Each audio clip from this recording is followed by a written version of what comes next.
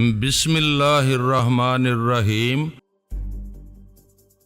بھلا کوئی میرا کیا بگاڑ سکتا ہے، لیکن میرا بھگوان جانتا ہے کہ میں پارس نہیں پورس ناتھ ہوں۔ تم کیسے ہندو ہو، کیسے ہندوستانی ہو، تمہیں اپنے دیش کی حفاظت کے لیے ان گولیوں اور کیپسولوں کی ضرورت ہے اور تم نے وہ سب کچھ ضائع کر دیا۔ ہماری طرح دوسرے بھی ان چیزوں سے محروم ہو جائیں گے۔ کوئی دشمن ہمارے دیش کو نقصان پہنچانے کے لیے نادیدہ نہیں بن سکے گا۔ تم عجیب احمقانہ انداز میں ایسا کر رہے ہو۔ یہ بات تمہاری سمجھ میں کیوں نہیں آتی کہ جو ہتھیار ہم دشمنوں چھین لیں گے، ان ہتھیاروں کے ہمارے پاس مستقل رہنا چاہیے۔ ہتھیاروں کے بغیر نہ ہم غالب آ سکتے ہیں، نہ دشمنوں کو کمتر بنا کر اپنے دیش سے دور رکھ سکتے ہیں۔ اپنے دیش کی حفاظت میری ذمہ داری ہے، میری بھی تو ذمہ داری ہے۔ تم نے میرا اتنا بڑا نقصان کیا ہے، میں اسے برداشت کر رہی ہوں، تم سے شکایت نہیں کر رہی ہوں۔ کیا میرے اس دوستانہ انداز کو سمجھ رہے ہو؟ سمجھ رہا ہوں، میرے دل میں تمہاری عزت بڑھ گئی ہے۔ تم بھی جواباً دوستی کا ثبوت دو اور میری بات مان لو۔ ان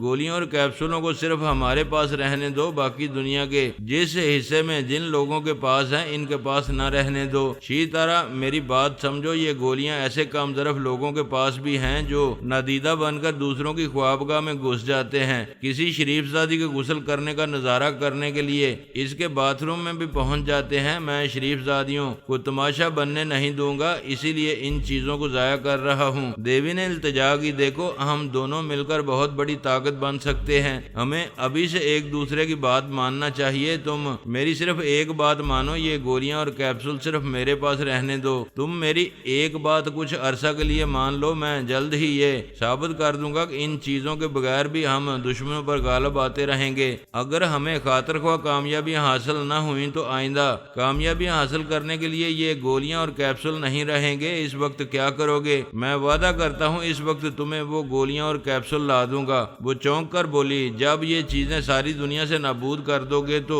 مجھے کہاں سے لا کر دو گے؟ تم بھول رہی ہو کہ ان گولیوں اور کیپسولوں کے نسخے تو ضائع نہیں ہوں گے، وہ تو کاغذات میں محفوظ رہیں گے۔ میں پھر یہ چیزیں تیار کراؤں گا اور اپنی غلطی کی تلافی کے طور پر وہ سب کچھ تمہیں دے دوں گا۔ اس طرح تو دوسروں کے پاس بھی نسخے موجود رہیں گے، وہ بھی دوبارہ یہ چیزیں تیار کر سکیں گے۔ میں اتنا بھی نادان نہیں ہوں، پوری دنیا میں ان گولیوں اور کیپسولوں کے نسخے صرف میرے پاس رہیں گے۔ باقی جن لوگوں نے جہاں بھی چھپا رکھے ہیں، میں وہاں پہنچ کر ان نسخوں میں تبدیلیاں کر دوں گا تاکہ صحیح چیزیں پھر کبھی تیار نہ ہو سکیں۔ تمہاری یہ ذہانت مجھے اچھی لگی کہ تم اپنا ایک نسخہ بچا کر رکھو گے۔ میں اب تک الجھی ہوئی تھی کہ تمہیں اپنے مفادات کے تحفظ کے لیے کیسے سمجھاؤں۔ بھگوان کا شکر ہے کہ ایک بات تمہاری سمجھ میں آ گئی ہے، تم نے مجھ سے دوستی کی ہے، میں تمہیں مایوس نہیں کروں گا۔ وہ بولی، ہم بڑی اہم چیزوں سے محروم ہو چکے ہیں، اب ہمیں جلد از جلد دوسروں کو بھی محروم کر دینا چاہیے۔ جن کے پاس بھی ایسی چیزیں ہیں ہم انہیں پہلی فہرست میں نکارہ بنائیں گے، اور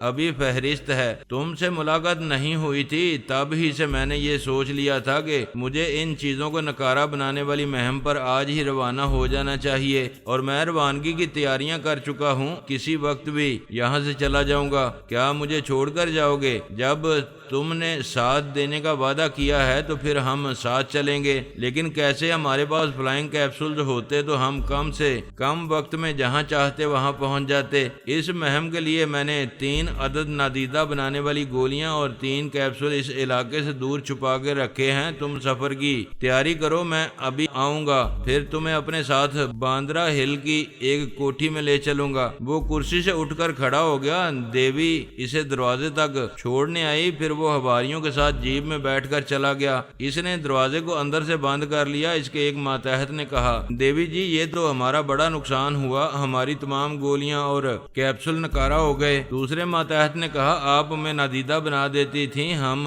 بڑی آسانی سے کوئی سا بھی کام کر گزرتے تھے، اب وہی کام مشکلوں سے ہوا کرے گا۔ فکر نہ کرو، میں پورس کے ساتھ جا رہی ہوں، میری کوشش ہوگی کہ جہاں جاؤں وہاں کی کی کسی لیبارٹری میں پورس سے پہلے پہنچ کر خاصی تعداد میں گولیاں اور کیپسول حاصل کر لوں اور انہیں کسی دوسرے علاقے میں چھپا دوں، میں پورس کا اعتماد بھی قائم رکھوں گی اور وہ چیزیں بھی کہیں سے چھپا کے رکھوں گی۔ ایک ماتحت نے کہا، پورس صاحب نے اپنے لیے 3 گولیاں اور 3 کیپسول پہلے سے کہیں چھپا رکھے ہیں، ایسی چیزوں کو یہاں نکارہ بنانے سے پہلے آپ سے بھی کہہ سکتے تھے کہ آپ بھی 2-4 گولیاں اور کیپسول کسی دوسری جگہ لے جائیں۔ دیوی نے کہا، ہاں، پورس کو میرے بھی تحفظ کے لیے ایسا کرنا چاہیے تھا، مگر وہ بہت گہرا ہے، پارس کی طرح کہتا کچھ ہے اور کرتا کچھ ہے، میں دیکھوں گی اس میں کتنی گہرائی ہے۔ فی الحال میری پوری کوشش ہوگی کہ میں نادیدہ بنانے والی گولیوں سے محروم نہ رہوں، اگر میں محروم رہ گئی تو یہ اوپر سے شریف اور اندر سے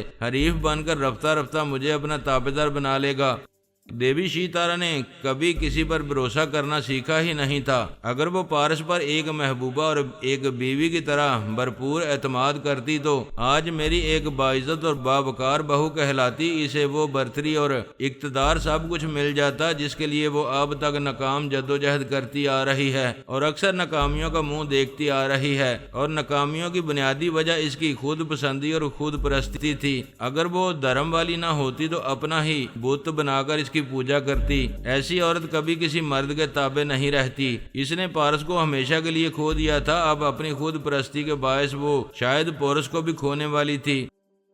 جان کولن اور امریکی اکابرین بے حد پریشان تھے۔ انہیں معلوم ہو چکا تھا کہ ہارمونز کے انجیکشنوں سے بھرا ہوا کارٹن سونیا لے گئی ہے، اور اسے لے جانے کے بعد اس نے 2-4 اکابرین کی جنس تبدیل کر کے جس طرح انہیں تماشا بنایا تھا، اس کو سربراہ کانفرنس میں سب ہی نے دیکھا تھا۔ جان کولن اور امریکی اکابرین کو تمام دنیا والوں کے سامنے شرمندہ ہونا پڑا تھا۔ انہوں نے سونیا سے رابطہ کیا، پھر کہا، میڈم، ہم سے ایسی کیا غلطی ہو گئی تھی کہ دنیا والوں کے سامنے آپ نے ہمارے سر جھکا دیے؟ سونیا نے کہا، اسلام دشمنی تم سب کی گھٹی میں پڑی ہوئی ہے، تم ہم سے دشمنی کا کوئی موقع ہاتھ سے جانے نہیں دیتے۔ ایک عرصے سے جو دشمنیاں کرتے رہے، میں ان کا حساب نہیں کروں گی۔ تم سب خود ہی حالیہ دشمنی پر غور کرو۔ ہماری دنیا میں پہلی بار منکی مخلوق آئی تو تم لوگوں کے دماغ میں فوراً یہ بات آئی کہ ان ہزاروں بندروں کو اسلامی ممالک کی طرف دھکیل دیا جائے۔ اگر ہم محتاط اور باخبر نہ رہتے تو اب تک تم اپنی سازشوں میں کامیاب ہو جاتے اور اسلامی ممالک پر بندروں کی حکومتیں قائم کر دیتے۔ ایک اعلیٰ حاکم نے کہا، بے شک ہم نے ایسا کیا تھا، لیکن آپ نے بھی ان بندروں کو ہمارے لیے عذاب بنا دیا تھا۔ تم پر عذاب نازل ہوتے ہیں، پھر بھی تم سبق حاصل نہیں کرتے۔ دوسری بار تم لوگوں نے اپنے نادیدہ لوگوں کو سایہ بنا کر میرے اور فرحاد کے اندر پہنچا دیا تاکہ وہ ہمارے اندرونی راز معلوم کرتے رہیں اور ہمیں نقصان پہنچاتے رہیں۔ میں نے تم لوگوں کو پھر ایک بار سبق سکھانے کے لیے منکی ماسٹر کو تمہارے ملک میں بلایا تھا۔ تم لوگوں نے پھر اپنی غلطی تسلیم کر کے سمجھوتا کیا تھا اور وعدہ کیا تھا کہ آئندہ ہم سے دشمنی نہیں کرو گے۔ اس کے باوجود یہ ہارمونز کے انجیکشن تم نے اسلامی ممالک کے لیے تیار کرائے تھے۔ تم غلط سمجھ رہی ہو یا تمہیں ہمارے خلاف بھڑکایا گیا ہے۔ ہمارے سائنسدانوں نے یہ انجیکشن ایسی لڑکیوں کے لیے تیار کرائے ہیں جو صحیح طور پر تربیت حاصل نہ کرنے کے باعث مکمل عورت بن نہیں سکی تھیں۔ ہم نے جو نئے انجیکشن تیار کیے ہیں، ان کے ذریعے ادھوری عورتیں مکمل ہو جایا کریں گی۔ سونیا نے کہا، اس انجیکشن کو تیار کرنے والے ڈاکٹر کے چور خیالات نے بتایا ہے کہ وہ صرف اسلامی ممالک کے خلاف کیے جانے والے انجیکشن ہیں۔ کرسٹوبس کی ان انجیکشنوں کو ایران پہنچانے والا تھا۔ میں نے اسے روک تو دیا ہے، لیکن کتنے انجیکشنوں کو اور کتنے دشمنوں کو اسلامی ممالک تک پہنچنے سے روک سکوں گی؟ تم لوگوں نے میرے لیے مسائل پیدا کیے ہیں، میں ان مسائل سے نمٹ تو لوں گی، لیکن تم لوگوں کا سکون غارت کرتی رہوں گی۔ ایسے وقت ایک ماتحت نے آ کر سونیا سے کہا، میڈم، ہم نے تصدیق کی ہے، وہ انجیکشن ایران کے دارالحکومت تہران پہنچائے جا رہے ہیں۔ سونیا نے امریکی اکابرین سے کہا، ابھی یہ بات کنفرم ہو چکی ہے، تمہارے تیار کرائے ہوئے شیطانی انجیکشن تہران پہنچائے جا رہے ہیں۔ میں وہاں جا رہی ہوں، کوشش کروں گی کہ وہ انجیکشن وہاں کسی مسلمان پر نہ آزمائے بنائے جائیں، اگر وہاں ایک مسلمان کی بھی جنس تبدیل ہوگی تو سمجھ لو کہ اس کے ایک کے بدلے تمہارے 10 امریکیوں کو خسرہ بنا دوں گی۔ اب تم لوگوں سے کوئی سمجھوتا نہیں ہوگا۔ اس نے ان اکابرین سے رابطہ ختم کر کے اپنے ماتحت سے کہا کرسٹووسکی کو بلاؤ۔ تھوڑی دیر بعد کرسٹووسکی نے سونیا کے پاس دماغ میں آ کر کہا، یس میڈم، میں حاضر ہوں، آپ کا خادم کرسٹووسکی۔ وہ بولی، تم خادم بن کر پیٹھ میں چھرا گھونپ رہے ہو۔ پچھلی بار تم نے وعدہ کیا تھا کہ میرے مزاج کے خلاف کام نہیں کرو گے، انجیکشن کا وہ ذخیرہ سمندر میں پھینک دو گے۔ مجھ سے بڑی قسم لے لیں، میں نے وہ سب کچھ سمندر میں پھینک دیا۔ آپ سے کوئی بات چھپی نہیں رہتی ہے۔ درپردہ کوئی سازش کروں گا تو جلد یا بدیر وہ ظاہر ہوگی اور میری شامت آ جائے گی۔ نہیں میڈم، میں آپ سے دشمنی مول لینے کی ہمت نہیں کروں گا۔ پھر وہ دوائیں تہران کیسے پہنچ رہی ہیں؟ میڈم، یہ میرے لیے نئی اطلاع ہے۔ جو دوائیں سمندر کی تہہ میں پہنچ چکی ہیں وہ تو نکالی نہیں گئی ہوں گی۔ انجیکشنوں کی نئی کھیپ کوئی وہاں لے گیا ہے۔ کون لے گیا ہے؟ میں سمجھ سکتی ہوں، یہ انجیکشن ابھی تک امریکیوں اور روسیوں کے پاس ہے۔ تم دونوں میں سے کسی ایک کی یہ حماقت ہے، اور یہ حماقت تم سب کو بڑی مہنگی پڑنے والی ہے۔ میں آپ کو کیسے یقین دلاؤں کہ میں نے ایسا نہیں کیا ہے؟ تم 6 روسی سراغرسانوں کی ایک چنڈال چوکڑی ہے۔ تم بظاہر اس چنڈال چوکڑی سے الگ ہو گئے ہو، خود کچھ نہیں کر رہے ہو، انہیں کرنے کا موقع دے رہے ہو۔ میں تہران جا رہی ہوں، میری واپسی تک چھپنے کی جگہ ڈھونڈ رکھو۔ سونیا نے سانس روک لی۔ کرسٹووسکی اس کے دماغ سے نکل آیا۔ سونیا کی وارننگ ایسی تھی جیسے وہ اس کی اور دوسرے روسی سراغرسانوں کی سازش سے واقف ہے۔ جیسا کہ پہلے بیان ہو چکا ہے کہ 6 ٹیلی پیتھی جاننے والے روسی سراغرسانوں نے اپنی ایک ٹیم بنائی تھی، اور وہ اپنے طور پر مختلف ممالک میں کچھ سرگرمیاں دکھا رہے تھے۔ ان میں سے ایک روسی نیپالن اور دوسرے روسی روزانووسکی نے اپنے ساتھی کرسٹووسکی سے کہا، فکر نہ کرو، تم اسے راضی رکھو، ادھر ہم اپنا کام دکھائیں گے۔ ہم وہ تمام انجیکشن ایران سمگل کرنے کے انتظامات کریں گے۔ اور انہوں نے یہی کیا تھا۔ روزانووسکی وہ انجیکشن وہاں لے گیا تھا۔ کرسٹووسکی نے خیال خوانی کے ذریعے اس کے پاس آ کر کہا، روزانو، بہت بری اطلاع ہے، سونیا تہران پہنچ رہی ہے۔ روزانووسکی نے پریشان ہو کر کہا، یہ تو توقع تھی کہ یہاں فرحاد کی فیملی کا کوئی ممبر میرے مقابلے میں آئے گا، لیکن یہاں سونیا کی آمد خلاف توقع ہے۔ یہ بڑے مسائل پیدا کرے گی۔ تعجب ہے، ابھی ہمارا مال تہران پہنچ رہا ہے اور انہیں خبر ہو گئی۔ یہ لوگ بڑے وسیع اور پراسرار ذرائع کے مالک ہیں۔ تم اپنی سلامتی کی فکر کرو، اس طرح رپوش رہو کہ وہ کبھی ڈھونڈ نہ سکے۔ اگر تمہاری ایک ذرا سی آہٹ بھی اسے ملے گی تو وہ آہٹ سنانے والی گھڑی تمہاری زندگی کی آخری گھڑی ہوگی۔ مجھے نہ ڈراؤ، میں بہت محتاط رہ کر اسے نمٹنے کی کوشش کروں گا۔ یہ اچھا ہوا کہ اس کی آمد کی اطلاع مجھے مل گئی۔ اچانک سامنا ہوتا تو مجھ سے کوئی گڑبڑ ہو سکتی تھی، اب نہیں ہوگی۔ کرسٹووسکی اس کے دماغ سے چلا گیا۔ روزانووسکی نے اپنی ٹیم کے 4 ٹیلی پیتھی جاننے والے ماتحتوں سے کہا، ابھی وہ انجیکشن یہاں کسی پر استعمال نہ کیے جائیں۔ ہم مسلمان اکابرین میں سے جس پر یہ انجیکشن آزمائیں گے، سونیا اس کے ذریعے ہم تک پہنچنے کی کوشش کرے گی۔ ایک ماتحت نے پوچھا، ہم جس کی جنس تبدیل کریں گے، اس کے ذریعے سونیا کس طرح ہمارا سراغ لگائے گی؟ اس کے طریقہ کار اور اس کی مکاریوں کو آج تک کوئی سمجھ نہیں پایا۔ وہ ہماری سمجھ میں بھی نہیں آئے گی۔ وہ سمجھنے کے لیے ہم عارضی طور پر کچھ نہیں کریں گے، یہ دیکھیں گے کہ وہ ہمیں ڈھونڈ نکالنے کے لیے کیا کرے گی۔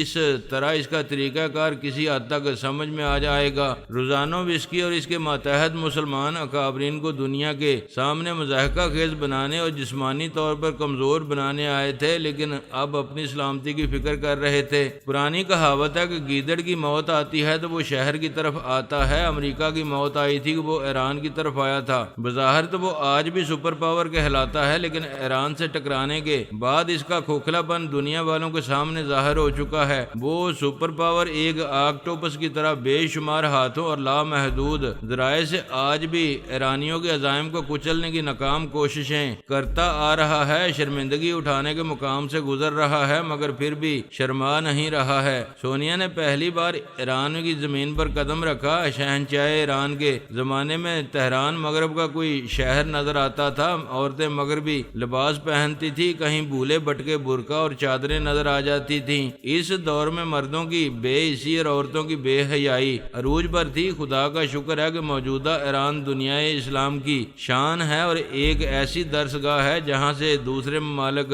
بہت کچھ سیکھ سکتے ہیں۔ سونیا نے ایک سبیل بزرگ میں قیام کیا۔ فارسی میں گرینڈ ہوٹل کو ہیتل بزرگ کہا جاتا ہے۔ ہوٹل کے کاؤنٹر پر ایک خاتون نے مسکرا کر سونیا کا استقبال کیا۔ یہ بات غلط ہے کہ مذہبی حکومت میں خواتین پر سخت پابندیاں عائد کی جاتی ہیں۔ وہاں خواتین پورے لباس میں گھر سے نکلتی ہیں، اسکول اور کالجوں میں جاتی ہیں، دفاتر میں جو ملازمتیں ان کے لیے مناسب ہوتی ہیں وہ کرتی ہیں، حجاب میں رہ کر دکانداری بھی کرتی ہیں اور کار وغیرہ بھی ڈرائیو کرتی ہیں۔ وہاں آوارگی کرنے اور عورتوں کو چھیڑنے کی جرات کرنے والے کو بڑی عبرت ناک سزائیں دی جاتی ہیں۔ سونیا یہ دیکھنا چاہتی تھی کہ ایسے صاف ستھرے معاشرے میں مجرموں کو کس طرح پنپنے کا موقع ملتا ہوگا۔ ویسے مجرم ہر ملک میں ہوتے ہیں۔ ایران جیسے ملک میں تو دشمن سیکرٹ ایجنٹ آ کر خفیہ طور پر اپنی سرگرمیاں جاری رکھتے ہیں۔ وہاں شاہ کے وقت کے ایسے چند زرخرید ایرانی ہیں جو ایرانی انقلاب اور نظام اسلام کے نفاذ کے خلاف باتیں کرتے ہیں اور لوگوں کو بغاوت پر آمادہ کرنے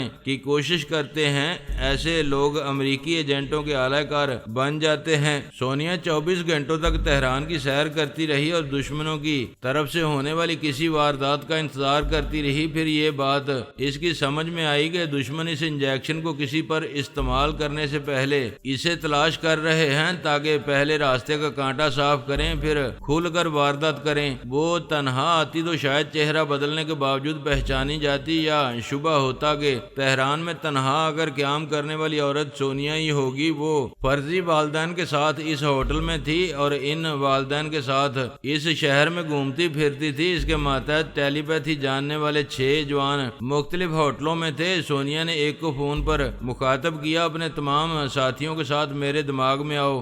1 منٹ کے اندر ہی وہ سب اس کے پاس آ گئے۔ اس نے کہا دشمنوں کی چال سمجھ میں آ رہی ہے، وہ بڑی رازداری سے مجھے تلاش کر رہے ہیں اور خود کہیں منہ چھپائے بیٹھے ہیں، لہذا انہیں ان کے بل سے باہر نکالنا ہوگا۔ ایک نے کہا آپ حکم کریں، ہمیں کیا کرنا ہے؟ یہاں کے اکابرین میں سے کسی ایک کو اپنا معمول بنا کر تنمیمی عمل کے ذریعے اس کے دماغ میں یہ نقش کرو کہ اس کی جنس بدل گئی ہے، کسی نے اسے ہارمون کا انجیکشن لگایا ہے جس کے نتیجے میں وہ عورتوں کی طرح بولنے اور رہنے لگا ہے۔ دوسرے ماتحت نے کہا ہم ایسا عمل کریں گے کہ دشمن اس کے چور خیالات پڑیں گے تو انہیں وہی معلوم ہوگا جو آپ چاہتی ہیں۔ تیسرے ماتحت نے کہا ہم آپ سے بہت کچھ سیکھ رہے ہیں، آپ کی یہ چال سمجھ میں نہیں آ رہی ہے کہ جن ایرانی مسلمانوں کو حفاظت کے لیے آئی ہیں ان ہی میں سے ایک کی جنس تبدیل کر رہی ہیں۔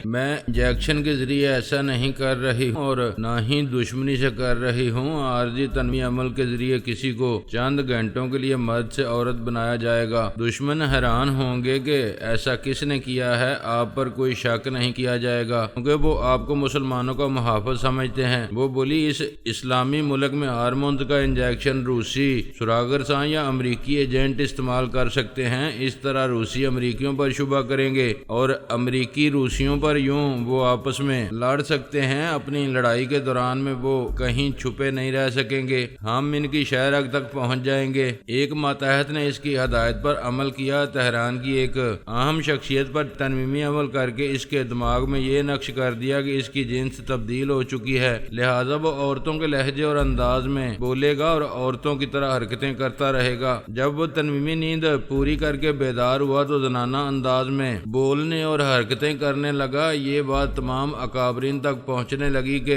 ان کی قومیت کے ایک اہم عہدیدار کی جنس بدل چکی ہے۔ یہ خبر پہلے کئی اسلامک ممالک تک پہنچ گئی تھی کہ پہلے امریکہ میں پھر اسرائیل میں چند اعلیٰ عہدیداروں کی جنس تبدیل ہو گئی ہے۔ ہارمونز کے ایک مخصوص انجیکشن کے ذریعے ایسا کیا گیا ہے اور ایسے انجیکشن حکومت کے اعلیٰ عہدیداروں پر استعمال کیے گئے ہیں۔ یہ بات چھپ نہ سکی کہ ان میں بھی حکومت کے ایک عہدیدار پر یہ انجیکشن آزمایا گیا تھا اور وہ زنانہ حرکتیں کرنے لگا ہے۔ روزانو وسکی حیرانی سے سوچنے لگا میرے تمام انجیکشن کارٹن میں بند پڑے ہیں، پھر اسے کس نے انجیکشن لگایا ہے؟ وہ یہ نہیں سوچ سکتا تھا کہ سونیا اپنے ہی کسی مسلمان پر وہ انجیکشن آزمائے گی کیونکہ وہ تو مسلمانوں کی حفاظت کے لیے آئی تھی۔ وہ مکار کیسی کیسی الٹی چالیں چلتی ہے یہ نہ پہلے کوئی سمجھ پایا تھا اور نہ اب روزانو وسکی جیسے نو آموز ٹیلی ٹیلی پیتھی جاننے والے کبھی سمجھ سکتے تھے۔ روزانوفسکی کا ذہن امریکہ کے ٹیلی پیتھی جاننے والے جان کولن کی طرف گیا۔ اس نے یہ سوچا کہ چند اسرائیلی اکابرین کی بھی جنس تبدیل کی گئی ہے۔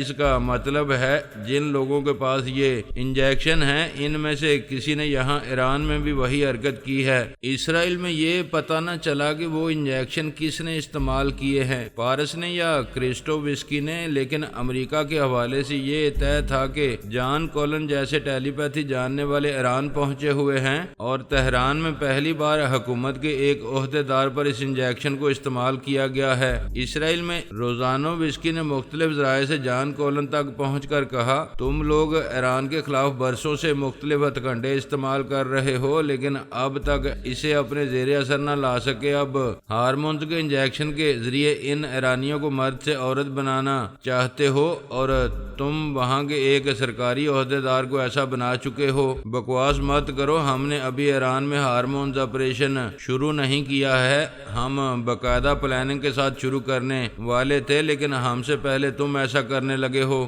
اچھا تو تم ہارمونز آپریشن خود کرو گے اور اس کا الزام ہم پر ٹھوکو گے جیسا کہ تم لوگوں کی عادت ہے۔ جان کولن نے کہا، جب تم یہ جانتے ہو کہ ایران ہمارے ٹارگٹ پر ہے اور رہے گا تو تمہیں وہاں اپنے طور پر اقدامات کرنے کی کیا ضرورت تھی؟ روسیوں نے ٹیلی پیتھی سیکھتے ہی بہت اونچی پرواز شروع کر دی ہے۔ اپنی اوقات سے زیادہ اونچی پرواز کرو گے تو ہم پر قطر نہ جانتے ہیں۔